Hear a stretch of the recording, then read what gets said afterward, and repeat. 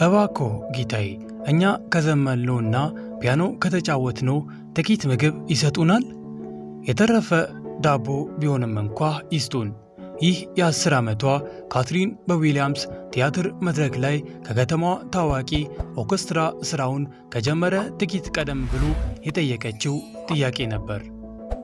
ቃላቷ በዚያው ውድ ቲያትር ቤት ውስጥ የነበሩትን ሰዎች በሙሉ በሷና በመንታ እቷ ላይ እንዲሳቁ አደረጋቸው። ነገር ግን ይበልጥ ሊያፌዙባቸው በማሰብ ወደ ፒያኖ እንዲቀርቡ ሲፈቅዱላቸው መንቲዎቹ መጫወትና መዘመር ጀመሩ። በዚያን ጊዜ ሁሉም ሰው በዚህ ሁለቱ የጎዳና ተዳዳሪ ሕፃናት ችሎታ በመገረም ጭጭ አሉ። ሰላም እንደምን አላችሁልኝ ውድ የቻናሌ ቤተሰቦች፣ ወደ ዛሬው ታሪካችን እንኳን በደህና መጣችሁ። ከመጀመራችሁ በፊት ሁላችሁም ይህንን ቪዲዮ ላይክ ያድርጉ፣ እንዲሁም ሰብስክራይብ በማድረግ የቻናሉ ቤተሰብ አባል መሆን ትችላላችሁ። ሀሳብ አስተያየት ካላችሁ ኮመንት ላይ አስቀምጡልኝ። እንዲሁም ይህንን ቪዲዮ ከየት ሆናችሁ እንደምትመለከቱ ኮመንት ላይ አስቀምጡልኝ። አሁን ቀጥታ ወደ ታሪካችን እንገባለን።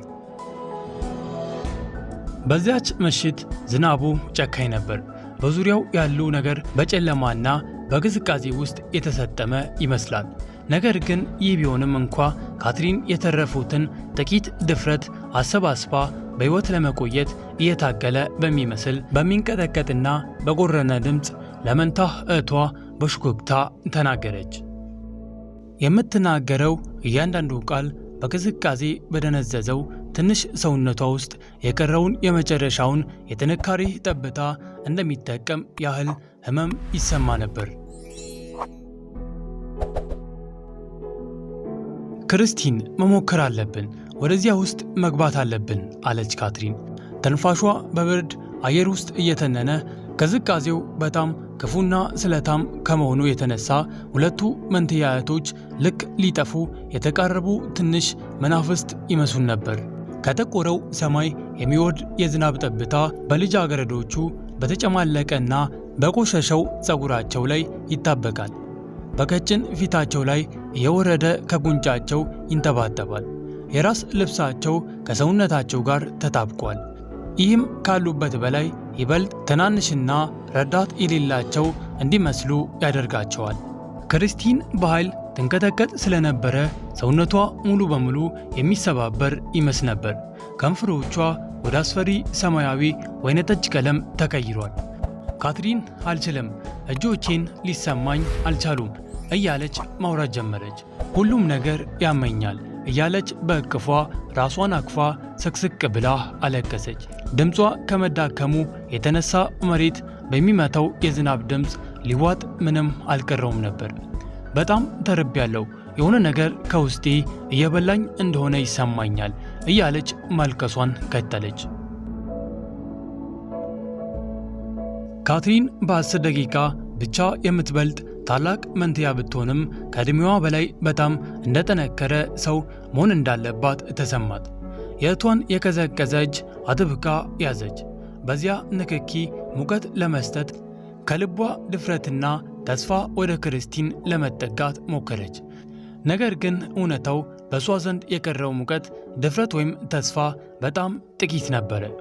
እባክሽ ክርስቲን ከኔ ጋር ሁኚ እሺ፣ አይኖችሽን እንዳትጨፍኚ፣ ይችን ምሽት እናልፋታለን፣ ቃል እገባልሻለሁ አለች ካትሪን ድምጿ ጠንካራ እንዲመስል እያደረገች። ምንም እንኳ ውስጧ ማልቀስና ተስፋ መቁረጥ ቢሰማትም ነፋሱ በመከራቸው ላይ እንደሚሳለቅባቸው ያህል በዙሪያቸው ይጮኻል፣ ወደ ኋላም ይገፋቸዋል፣ ሊጥላቸውም ይሞክራል። እናም በዚህ ሁኔታ ውስጥ ሆነው ለመኖር ይታገላሉ። ነገር ግን ልጃገረዶቹ አንዷ አንዷን ተደግፋ መቆማቸውን ቀጠሉ። እዚያ ነበሩ፣ እንደ መስተዋት በቀላሉ የሚሰባበሩ ሁለት ቀጫጭን ትንሽ ልጃገረዶች። በዓለም የተጣሉ በሚያልፉ ሰዎች ሁሉ ችላ የተባሉ፣ ልብሳቸው የተቀደደና የቆሸሸ ናቸው። ጫማዎቻቸው ተበሳስተው፣ ሆዳቸውም እንደ እሳት በሚቃጠል ረሃብ በኃይል ይጮኻል። ይህም ሆኖ እነዚህ ሁለት ትናንሽ ሕፃናት ታላቁና በሚያብረቀርቀው በዊሊያምስ ቲያትር ፊት ለፊት ቆመው ነበር። ልክ ተስፋ የማድረግ መብት እንዳላቸው ሁሉ በዚያ ባለሀብቶችና ሞቅ ያሉ መብራቶች በሙሉ ቆንጆ ሕንፃ ውስጥ አንድ ርኅሩህ ልብ ያለ ሰው መኖር እንደሚችል አምነውም ነበር። ቲያትሩ ከወርቅ የተሰራ ቤተ መንግሥት ይመስል ነበር። እያንዳንዱ መስተዋት በደማቅና ደስ በሚል ብርሃን ያበራል። ሞቃታማ አየር ከውስጡ የሚያወጣ ይመስላል። ይህም በዙሪያው ያለው ዝናብ ለስላሳ እንዲመስል አድርጎታል። በረጅሙ የመስተዋት በር በኩል ካትሪን ነክተው የማታውቀው ውድ ልብስ የለበሱ ሰዎችን ታያለች። በሚያብረቀርቁ ቀሚሶች ያጌጡ ሴቶችና ፍጹም ጥቁር ሱፍ የለበሱ ወንዶችን ማየት ጀመረች። ሁሉም ያለምንም ጭንቀት እየሳቁና እያወሩ ወደ ቤተ መንግሥቱ ይገቡ ነበር። የሚያምር ሙዚቃ ወደ ቀዝቃዛው ምሽት ይወጣል። የፒያኖ ሙዚቃ ለስላሳና ጣፋጭ ልክ እንደ ሕልም ያባብላል። ክርስቲንም ሰማችው። ለጥቂት ሰከንድ መንቀጥቀጧ ገባ አለ። ያ ሙዚቃ ልክ ማማ ተዘምርልን እንደነበረ ነው የሚሰማው አለች። ካትሪን ጉሮሮዋ ተዘጋ። የእናታቸውን ድምፅ አስታወሰች። በእናቷ እቅፍ ውስጥ ሆነው የሚሰማቸው የደህንነትን ስሜት አስታወሰች። ዓለም ብጥብጥ በሆነችበት ጊዜ እንኳ ሁሉም ነገር ደህና የሚያደርጉትን ሙዚቃዎችን አስታወሰች። ነገር ግን እናታቸው ከሄደች 5 ረጅም ዓመታት ሆኗታል። ልጃገረዶቹ ከዚያው ጊዜ ጀምሮ ለብቻቸው ይኖሩ ነበር። ለአንዲት ምሽት ለመትረፍ በየቀኑም ይታገላሉ። እማ እኛንም እንድንዘምር አስተምራናለች በማለት ካትሪን ለክርስቲን ሳይሆን ለራሷ በሽጎክታ ተናገረች። ልዩ ድምፅ እንዳለን ትናገር ነበር። በሙዚቃችን የሰዎችን ስሜት መንካት እንደምንችል ትናገር ነበር አለች። ክርስቲን በለቅሶና በድካም ቀልተው በነበሩ አይኖቿ እህቷን አየቻት። በእርግጥ እዚያ ውስጥ ያዳምጡናል ብለሽ ታስቢያለሽ? ምግብስ ይሰጡናል? ብላ እህቷን ጠየቀች። ካትሪን እንደገና ቲያትሩን ተመለከተች። እነዚያ እንዲህ መራብ፣ እንዲህ መቀዝቀዝ፣ እንዲህ ተስፋ መቁረጥና ብቸኝነት ምን እንደሚመስል የማያውቁትን ሀብታም ሰዎችን አየች። መልሱን አታውቀውም ነበር። በዚያ ቆንጆ ሕንፃ ውስጥ ያለ ሰው እንደ እውነተኛ ሕፃናት ያያቸው እንደሆነ ወይስ ዝም ብለው የማይገባቸው ቆሻሻ የጎዳና ተዳዳሪ ሕፃናት አድርገው እንደሚያዩዋቸው አታውቅም ነበር። ነገር ግን አንድ ነገር እርግጠኛ ነበረች። ካልሞከሩ ይህችን ምሽት ላይተርፉ እንደሚችሉ አስታወሰች። ያዳምጡን እንደሆነ አላውቅም በማለት ካትሪን በሽጎክታ ተናገረች። ግን መሞከር አለብን፣ የምናጣው ምንም ነገር የለም አለቻት። ክርስቲን በቀስታ ራሷን ነቀነቀች። ለመከራከር በጣም ደክማና ዝላ ነበር። እህቷን ታምናለች፣ ሁልጊዜም ታምናለች። የካትሪን እቅዶች ሳይሳኩ ሲቀሩ እንኳ ታምናለች። ሲባረዱ፣ ሲጮህባቸው ወይም እንደ ቆሻሻ ሲቆጠሩ እንኳ ካትሪን ሁለታቸውንም በሕይወት ለማቆየት የተቻላትን እያደረገች እንደሆነ ክርስቲን ታውቃለች። ሁለቱ ልጃገረዶች የቀራቻቸውን ጥቂት ጥንካሬ ለማሰባሰብ ጥቂት ጊዜ እዚያው ቆሙ። ዝናቡ መዝነቡን ቀጥሏል። ቅዝቃዜው ይነግሳል። ረሃቡ ያቃጥላል። ከመንገዱ ማዶ አንጸባራቂ ጥቁር መኪና ከቲያትሩ መግቢያ ቆመ። በቆንጆ ዩኒፎርም የደመቀ የበር ጠባቂ በትልቅ ጃንጥላ ወደፊት መጣ። የመኪናውን በር ከፈተና ልክ እንደ ደመና ለስላሳ የሚመስል ወፍራም የፀጉር ኮት የለበሰች ሴት ወጣች። አልማዞቿ በአንገቷ ላይ ያንጸባርቃሉ። ብርሃኑን እያረገቡ በየቦታው ትናንሽ ቀስተ ደመናዎችን ይረጫሉ። ሴቲቱ የበር ጠባቂው በተናገረው ነገር ሳቀች። ሳቋ ቀላልና ቀልጣፋም ነበረ። ልክ ስለ ምግብ ሙቀት ወይም ስለሚተኙበት ቦታ ተጨንቁ እንደማያውቁ ሰው ሆና መሳቋን ቀጠለች። ከእሷ ጀርባ ልክ ለሱ ብቻ ተለክቶ የተሰፋ የሚመስል ጥቁር ሱፍ የለበሰ ሰው ወጣ። ደስ የሚል ጠረን ያለው ጢስ ወደ አየር የሚተነፍስ ነገር ያጨስም ነበር። ፈገግ ብሎ በቲያትሩ ውስጥ ላሉ ሰው እጁን አወዛወዘ። እነሱን ተመልከች ያለች ክርስቲን በሽኮክታ። ልክ ተረት ላይ እንደምናያቸው ሰዎች ናቸው፣ እውነተኛ እንኳ አይመስሉም እያለች ታወራለች። ካትሪንም በቀስታ ራሷን ነቀነቀች። እነዚህ ሰዎች በእርግጥም ከሌላ ዓለም የመጡ ይመስላሉ። ዝናብ ብቸኛ ልብስህን አርጥቦ አጥንትህን እስኪሰብር የሚንቀጠቀጥበት ያልሆነበት ዓለም። ምሽት ለቆንጆ ድግሶችና ለሚያምር ሙዚቃ የሚሆንበት ዓለም። ቅዝቃዜው እንዳይገልህ የምትደበቅበት ደጅ ፍለጋ የምትባዝንበት ያልሆነበት ዓለም። ተጨማሪ መኪናዎችም መጡ። ብዙ ቆንጆ ሰዎች ወጡ። እየሳቁና እያወሩ ወደ ሞቀውና ወደ በራው ቲያትር ውስጥ ገቡ። በተከፈተው በር በኩል ካትሪን የወርቅ ግድግዳዎችን፣ ግዙፍ ስዕሎችንና ውድ ፍሬሞችን እንዲሁም ከጣሪያው ላይ እንደ በረዶ ፏፏቴ ተንጠልጥሎ የሚታየውን ግዙፍ የክሪስታል መብራት ማየት ትችላለች። ያ የፒያኖ ሙዚቃ ወደ ቅዝቃዜው ምሽት መፋሰሱን ቀጥሏል። እያንዳንዱ ዜማ ካትሪንና ክርስቲንን የሚጠራ ይመስላቸዋል። የተሻሉ ጊዜያትን፣ የእናታቸውን ፍቅርና የነበራቸውን ህልም ያስታውሳቸዋል። ካትሪን አለች ክርስቲን። ድምጿ በጣም ስለቀነሰ ካትሪን ለመስማት ወደ እሷ መጠጋት ነበረባት። ቢስቁብንስ ቢጨክኑብንስ እያለች መጠየቋን ቀጠለች። ከጨከኑብን ያኔ እንሄዳለን አለች ካትሪን ደፋር ለመምሰል እየሞከረች። ግን ቢያንስ እንደሞከርን እናውቃለን አለቻት። የእህቷን በረዶ የመሰለ እጅ ያዘች። ሁለቱም እጆቻቸው በቅዝቃዜ በፍርሃትና ደካማ ከሚያደርግ ረሃብ የተነሳ ይንቀጠቀጥ ነበር። ተዘጋጅተሻል እያለች ካትሪን ጠየቀች። ክርስቲንም በሚንቀጠቀጥ ሁኔታ በጥልቀት ተነፈሰች። ተዘጋጅቻለሁ አለቻት።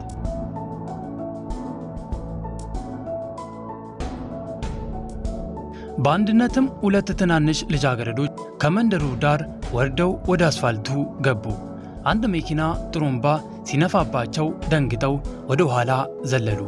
ልባቸውም ይመታ ነበር። ነገር ግን እንደገና ሞከሩ። በዚህ ጊዜ በፍጥነት በመሄድ እርጥቡን መንገድ በከፊል በሩጫ አቋረጡት። ዝናቡ ሰማዩ ራሱ ሊያስቆማቸው እንደሚፈልግ ያህል በኃይል ይዘንብም ጀመር። ውሃ ከኩሬው ተረጭቶ እግራቸውን ይበልጥ አራሰው። ነፋሱ በማይታይ እጅ እንደሚገፋቸው ያህል ወደ ጨለማው ሊመልሳቸው ይሞክራል። ነገር ግን ካትሪን ክርስቲንን ወደፊት መሳቧን ቀጥላለች። ክርስቲንም ያላትን ሁሉ ሰጥታ እቷን መከተሏን ቀጥላለች። የመንገዱን ማዶ ደርሰው ወደ ቲያትሩ መግቢያ በሚወስደው ቀይ ምንጣፍ ስር ቆሙ። ምንጣፉ በቆንጆ ጣራ የተጠበቀ ስለነበረ ሙሉ በሙሉ ደረቅ ነበረ። ይህም በመላው መንገድ ላይ ብቸኛው ደረቅ ቦታም ነበረ። በዩኒፎርም የተዋበ አንድ ግዙፍ ጥበቃ ሰራተኛ መግቢያው ላይ ቆሞ ነበር። እጆቹን ደረቱ ላይ አጣምሮ ፊቱም ጠንካራና ማንም ወደ እሱ የማይቀርብ ይመስላል። ስራውም የማይገባቸውን ሰዎች እንዳይገቡ መከላከል ነበር። እንደ ካትሪንና እንደ ክርስቲን ያሉ ሰዎችን መከላከል። ነገር ግን ጥበቃው ምንም ሳይናገር ጥፉ ሳይላቸው በፊት 4 ሰዎች ከቲያትሩ ወጡ። 2 ጥንዶች ካትሪን አይታቸው የማታውቀውን ውድ ልብስ የለበሱ። ጃክሰን ዛሬ ምሽት እጅግ አስደናቂ ነበር እያለች አንዷ ሴት ትናገራለች። ድምጿ በደስታ ከፍ ብሎም ነበር። ፒያኖውን የሚጫወትበት መንገድ ልክ እንደ አስማት ነበር እያለችም መናገሯን ቀጠለች። በእውነት ንጹሕ አስማት ነው ሲል አንዱ ሰው ተስማማ። በጣም ብልህና አስፈላጊ ሰው እንደሆነ በሚያሳይ ሁኔታ ራሱን እየነቀነቀም ነበር። ጃክሰን እውነተኛ መምህር ነው፣ ያለ ጥርጥር በመላው አገሪቱ ታላቅ ፒያኖ ተጫዋች እያሉ መነጋገራቸውን ቀጥሏሉ። ሌላኛዋ ሴትም ጨመረች። እጇን በስሜት ደረቷ ላይ አድርጋ ድምፁ ድንጋዮችን እንኳ ለለቅሶ ሊያነሳሳቸው ይችላል። እንዲህ ያለ ቆንጆ ነገር ሰምቼ አላውቅም እያለች እሷም ታወራለች። እነዚህ 4ቱ የላቁ ሰዎች ካትሪንና ክርስቲንን ልክ እንደሌሉ ቆጥረው አለፏቸው፣ ወይም ደግሞ አይተዋቸው ይሆናል። ነገር ግን ድሃና ቆሻሻ ሕፃናት ፍጹም ምሽታቸውን እንዳይበላሽባቸው ስለፈለጉ ይመስላል። ሰዎቹ ወደሚጠብቃቸው መኪና ገብተው በዝናባማው ምሽት ሄዱ። አሁንም ስለሰሙት አስደናቂ ሙዚቃ እያወሩና እየሳቁ መንገዳቸውን ቀጠሉ። ካትሪን በደረቷ ውስጥ የሆነ ስሜት ተሰማት። እነዚህ ሀብታም ሰዎች አሁን የከተማውን ታዋቂ ሙዚቀኞችን ሰምተው ወጥተዋሉ። ሙቀትና ምቾትም አግኝተዋሉ፣ ተዝናንተዋሉ። አሁን ደግሞ ወደ ለስላሳ አልጋቸው ወደ ትኩስ ምግባቸው እየሄዱ ነው። በሌላ በኩል ደግሞ እሷና ክርስቲን በዝናብ ውስጥ ቆመዋሉ። እየራባቸውና እየበረዳቸው ለቁርጥራጭ ዳቦ ሊለምኑ ቆመውም ነበር። ነገር ግን ለራሷ የምታዝንበት ጊዜ አሁን አልነበረም። ጥበቃው አሁን አስተውላቸዋል። አይኖቹ ጠበቡና ፊቱ ይበልጥ ጠነከረ። ካትሪን ያንን አተያየት ታውቀዋለች። ከዚህ በፊት 100 ጊዜ አይታዋለችም። ታዋቂዎች ለጎዳና ተዳዳሪ ሕፃናት የሚሰጡት አተያየት ነው። እዚህ ቦታ አትገቡም፣ ከኔ ራቁ የሚል አተያየት። ነገር ግን ካትሪን ለመሸሽ እምቢ አለች። በዚህ ጊዜ አይደለም። የክርስቲን ከንፈሮች ሰማያዊ እየሆኑ ባሉበትና እህቷ ቀጥ ብላ መቆም ባቃታት ጊዜ አይደለም። ክርስቲንን ወደፊት ሳበችና በአንድነት ወደ ቀይ ምንጣፉ ላይ ወጡ። ከእግራቸው ስር ለስላሳ ደረቅና ውድ የሆነ የተለየ ስሜት ሰጣቸው። ለጥቂት ሰከንዶች ከዝናቡ አመለጡ። ለጥቂት ሰከንዶች እዚህ ቦታ የሚገቡ መሰላቸው። ጥበቃው አሁን በንዴት እርምጃ ወደ እነሱ እየመጣ ነበር። ፊቱ ቀልቷል፣ እጆቹም ተጨብተዋሉ። ሄይ ብሎ ጮኸ። ምን እያደረጋችሁ እየሆነ ይመስላችኋል? አሁኑኑ ከምንጣፉ ውረዱ። ይህ ክፍያ ለሚከፍሉ ደንበኞች ብቻ የሚሆን የግል ቲያትር ነው እያለ ጮኸባቸው።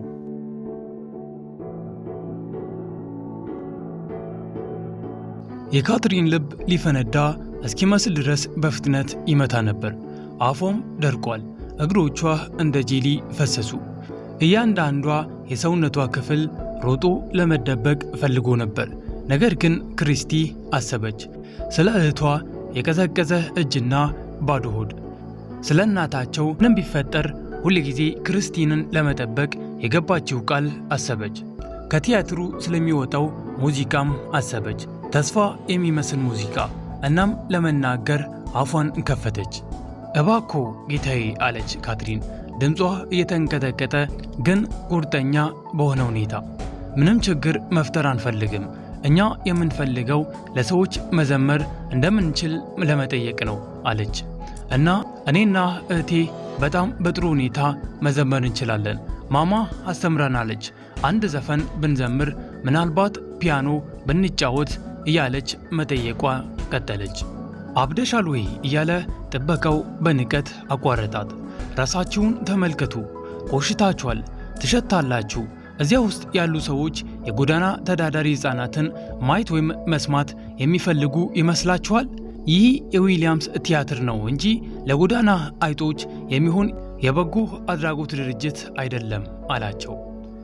እያንዳንዱ ቃል ካትሪንን እንደ ጥፊ መታት።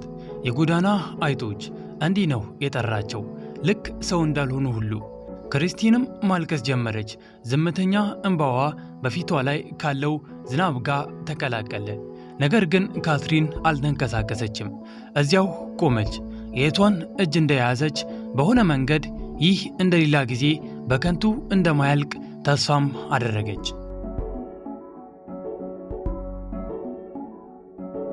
ጌታዬ እባኮ እያለች ካትሪን ድምጿ የተሰባበረ እንደገና ሞከረች። በጣም ተርበናል። ለ2 ቀናት አልበላንም። ለምግብ ምትክ የሚሆን ብቻ ዝም ብላችሁ የምትጥሉትን አሮጌ ዳቦ እንኳ ቢሆን ስጡን እያለች ትለምናለች። የጥበቃው ፊት ይበልጥ ቀላ። አስፈላጊ ሰዎች እያዩ እንደሆነ ዙሪያውን ቼክ አደረገ። ከዚያም የካትሪን ትከሻ በከባድ እጁ ያዘና ሁለቱንም ልጃገረዶች ወደ መንገዱ መግፋት ጀመረ። ፖሊስ ሳልጠራባችሁ ከዚህ ውጡ ብሎ አጉረመረመ። ይህንን ቦታ መጥፎ እያስመሰላችሁ ነው፣ ሂዱ ጥፉ እያለ በኃይል ገፋቸውና ካትሪን እየተንገራገረች ልትወድቅ ጥቂት ቀራት። እህቷ መሬት ላይ ከመውደቋ በፊት ያዘችና ሁለቱም ከቀይ ምንጣፉ ላይ ተንገዳግደው ወደ ዝናቡ ተመለሱ። ጥበቃው እነሱን መንካቱ እንደ ቆሸሸው አድርጎ ዩኒፎርሙን አራገፈ። ከዚያም በንዴት እያጉረመረመ ወደ ቦታውም ተመለሰ። ካትሪንና ክርስቲን በዝናቡ ውስጥ ቆሙ። እንደገና ረጠቡ። ከበፊቱ ይበልጥ ይንቀጠቀጣሉ። ደረቅ የነበሩበት ቅጽበት አስቀድሞ ትዝታ ብቻ ሆነ። ክርስቲን በከፍተኛ ሁኔታ ስቅስቅ ብላ ታለቅሳለች። ነገርኩሽ አለች በለቅሶ መሃል በሹክክታ። እንደማይረዱን ነገርኩሽ፣ ማንም አይረዳንም እያለች ማልቀሷን ገደለች።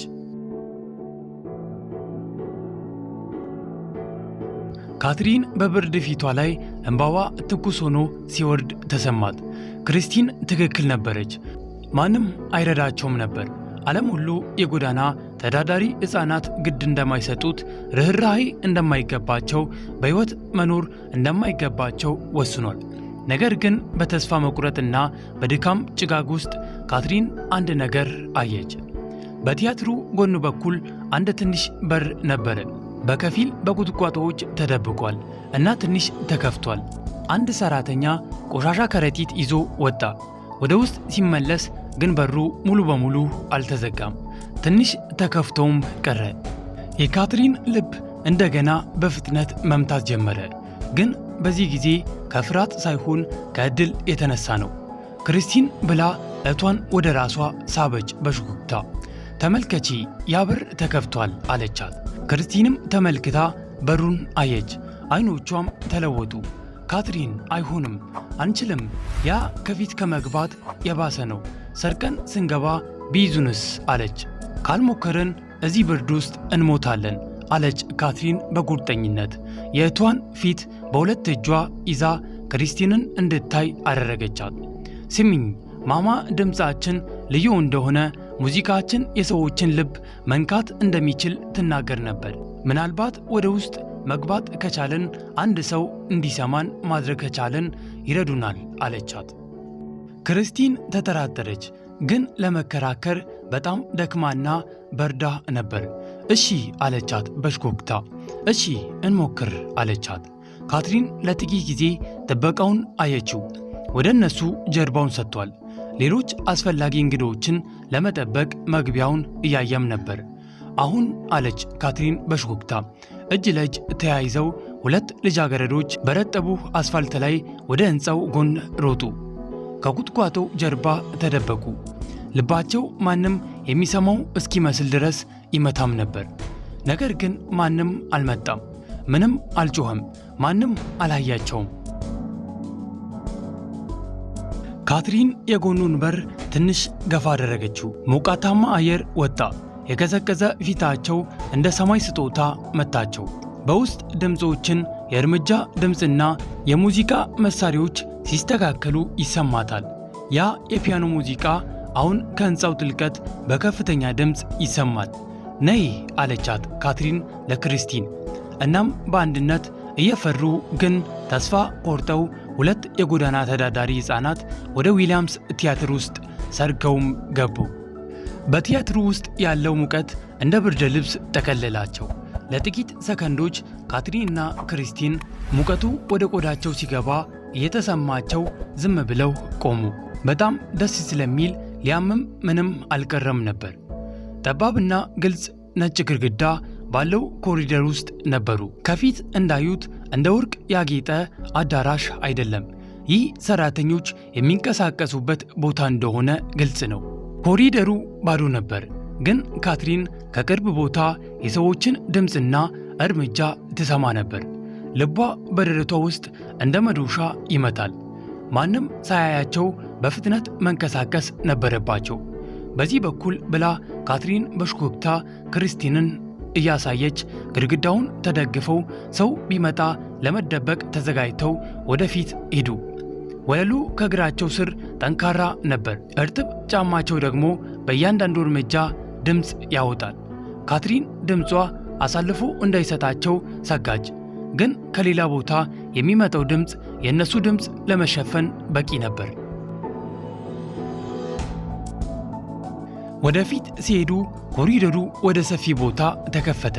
የካትሪን ትንፋሽ ተቋረጠ። ከመድረኩ ጀርባ ደርሰዋል። ልጃገረዶቹ ከዚህ በፊት አይተው የማያውቁትን ነገር ነበረ። ቦታው ግዙፍና በተደራጀ ምስቅልቅል የተሞላበት ነበር። ጥቁር ልብስ የለበሱ ሰራተኞች የሙዚቃ ማቆሚያዎችን፣ ወንበሮችንና ከባድ መሳሪያዎችን ይዘው ወዲያና ወዲህ ይሮጣሉ። አንዳንዶቹ በማይክሮፎን ካትሪን ከማታያቸው ሰዎች ጋር ያወራሉ። ሌሎች መረጃዎችን ያጣራሉ፣ ትዕዛዝንም ይቀበላሉ። ጥቁር መጋረጃዎች በየቦታው ተንጠልጥሏል። እንደ ግድግዳ ሆነው ሊንቀሳቀሱ ይችላሉ። ገመዶች በወለሉ ላይ እንደተኙ እባቦች ተኝተዋሉ። ረጃጅም የብረት መዋቅሮች ከፀሐይ በበለጠ ሊበሩ የሚችሉ መብራቶችን ይዟል። በየቦታው ደግሞ የሙዚቃ መሳሪያዎች ተቀምጠዋል። ቫዮሊኖች በሳጥናቸው እንደ ግዙፍ የወርቅ በገና ተሸፍኗል። የተለያዩ ከበሮዎችና የናስ መሳሪያዎች ከመድረኩ ጀርባ ባለው ብርሃን ይታያሉ። ነገር ግን የካትሪንን ልብ ትርታ የሚጨምር በዚህ ሁሉ መሃል ያየችው ነገር ነው። ፒያኖ ዝም ብሎ ፒያኖ አይደለም፣ ግራንድ ፒያኖ፣ ጥቁርና የሚያብረቀርቅ ልክ ከሌሊት ሰማይ የተሰራ ይመስል ነበር። ወደ መድረክ ለመውጣት በተዘጋጀ ተሽከርካሪ ላይ ተቀምጧል። አንድ ሰው ጎንበስ ብሎ የውስጥ ገመዶችን ያስተካክልም ነበር። ካትሪን ያንን ፒያኖ ልክ የጸሎቷ መልስ እንደሆነ አድርጋ ተመለከተች። እሷና ክሪስቲን ይለማመዱበት የነበረው ያረጀና የተሰበረ ፒያኖ አስታወሰች። ያ ፒያኖ አንዳንድ ቁልፎች አልነበሩትም። የሚረብሽ ድምፅም ያወጣ ነበር፣ ግን ልጃገረዶቹ ይወዱት ነበር። ለሰዓታት እዚያ ሆነው እናታቸው ያስተማረችውን ዘፈኖችን ይጫወቱ ነበር፣ ልክ እውነተኛ ሙዚቀኞች ለትላልቅ ታዳሚዎች እንደሚጫወቱ በማሰብ። ከዚያም አንድ ቀን መጋዘኑ ፈረሰና ፒያኖዋቸው ወደመ። ከዚያን ጊዜ ጀምሮ እውነተኛ ፒያኖ ነክተው አያውቁም። ካትሪን ተመልከች እያለች ክሪስቲን በመጋረጃው ቀዳዳ በኩል እያሳየች በሹክታ ተናገረች። ልጃገረዶቹ መድረኩን ራሱ ማየት ይችሉ ነበር። በጣም ግዙፍም ነበር። ከገቡበት ከማንኛውም ክፍል ይበልጣል። እንጨቱ እንደ መስተዋት ያሳያል። ግዙፍ መብራቶች ከጣሪያው ላይ ተንጠልጥለዋል። ከስር ያለው ነገር ሁሉ ለማብራት ዝግጁ ናቸው። ከመድረኩ ባሻገር በሌላ መጋረጃ ቀዳዳ በኩል ካትሪን ታዳሚውን ማየት ትችል ነበር። ቀይ ወንበሮች እስከ ጨለማው ድረስ ተደርድረዋል። ሁሉም ወንበሮች ውድ ልብስ በለበሱ ሰዎች ተሞልቷል። እርስ በርሳቸው በዝግታ ያወራሉ፣ ፕሮግራሞችን ያነባሉ፣ ሰዓታቸውንም ያያሉ። ቲያትሩ እስኪጀምር ድረስ ይጠብቃሉ። አሁን ካትሪን ድፍረቷ መሸሽ ጀመረ። ብዙ ሰዎች ነበሩ፣ በመቶዎች የሚቆጠሩ። ያ የተስፋ መቁረጥ ስሜት እየተሰማቸው ሳለ ድንገት ከመድረኩ ጀርባ ያለው መስቅልቅል ጸጥ አለ። አንድ ረጅምና ግርማ ሞገስ ያለ ሰው፣ ጥቁር ሱፍ የለበሰ ሰው ወደ ፒያኖው ተጠጋ። ይህ ታዋቂ ፒያኖ ተጫዋች ጃክሰንም ነበር። ካትሪንና ክሪስቲን ከመጋረጃው ጀርባ ሆነው ትንፋሻቸውን አፍነው ይመለከቱም ነበር። ጃክሰን ወደ መድረኩ ወጣ። ታዳሚው በጭብጨባ ቀለጠ። እሱም በትህትና እጅ ነሳና ወደ ፒያኖው ተጠጋ። ጣቶቹ ቁልፎቹን ሲነኩ ቲያትር ቤቱ በአስማታዊ ዜማ ተሞላ። ነገር ግን ከጥቂት ደቂቃዎች በኋላ ጃክሰን በድንገት መጫወቱን አቆመ። ደረት ላይ ያለው ህመም በእጁ ያዘ። ፊቱ በላብ ተጠመቀ። የልብ ህመምም አጋጠመው። የቲያትሩ ሰራተኞች በድንገት ወደ መድረኩ ሮጡ። እሱንም ወደ ውስጥ ይዘውት ገቡ። ታዳሚው ግራ በመጋባት ይንሾካሾክ ጀመር። ቲያትሩ ሊሰረዝ እንደሆነ ተሰማ። በዚህ መሃል ካትሪን የእቷን እጅ አጥብቃ ያዘች። አሁን ነው ጊዜው አለች በቁርጠኝነት። ካትሪን አትሂጂ ክሪስቲን ብትላትም ካትሪን ግን መጋረጃውን ከፍታ ወደ መድረኩ መሃል ወጣች። ክሪስቲንም ብቻዋን መቅረት ስለፈራች ተከተለቻት። ሁለቱ የቆሸሹና የደከሙ ሕፃናት በደማቁ መብራት ስር ሲቆሙ ታዳሚው መሳቅ ጀመረ። እነዚህ የጎዳና ተዳዳሪዎች እዚህ ምን ይሰራሉ? ጥበቃው የት ነው ያለው? የሚል ድምፅ ከመድረኩ መሃል ተሰማ።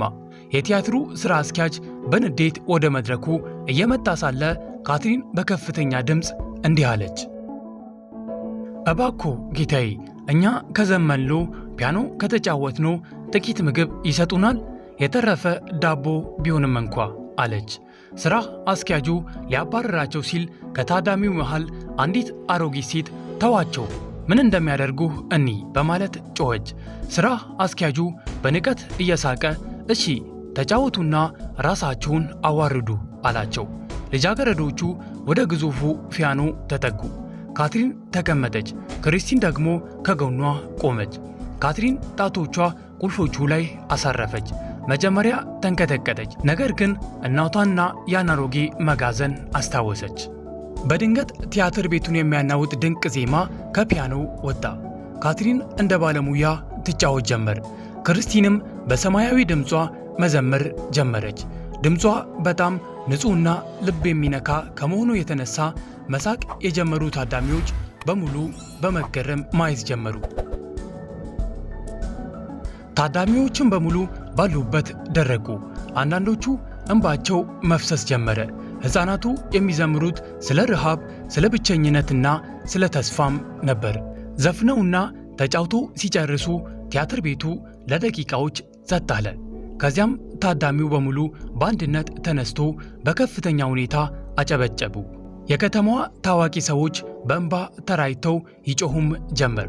ከመድረኩ ጀርባ ሆኖ ሲከታተል የነበረው ጃዝመን በህመሙ መሃል ሆኖ በድብቅ ስሜት ተመለከታቸው። እነዚህ ልጆች ተሰጥኦ ብቻ ሳይሆን ነፍስም አላቸው አለ።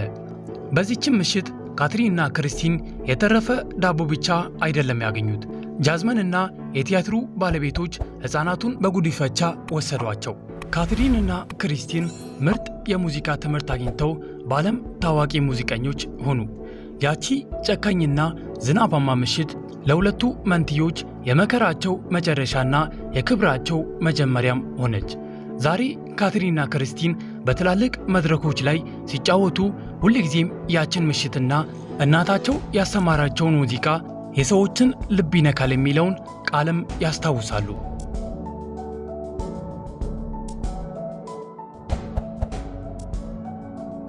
እናም ቤተሰቦቼ የዛሬው ታሪካችን ይህንን ይመስላል። ሐሳብ አስተያየት ካላችሁ ኮመንት ላይ አስቀምጡልኝ። እንዲሁም ይህንን ቪዲዮ እስካሁን ድረስ ላይክ ያላደረጋችሁ ሰዎች ላይክ ማድረጋችሁ እንዳረሱ። ለዚህ ቻናልም አዲስ ከሆናችሁ ቻናሉን ሰብስክራይብ አድርጉ። ከቪዲዮ ምን እንደተማራችሁ እስቲ ኮመንት ላይ አስቀምጡልኝ። በቀጣይ ከዚህ በተሻለ ባሪፍ ቪዲዮ እስከምንገናኝ ድረስ ሰላማችሁን ያብዛልኝ።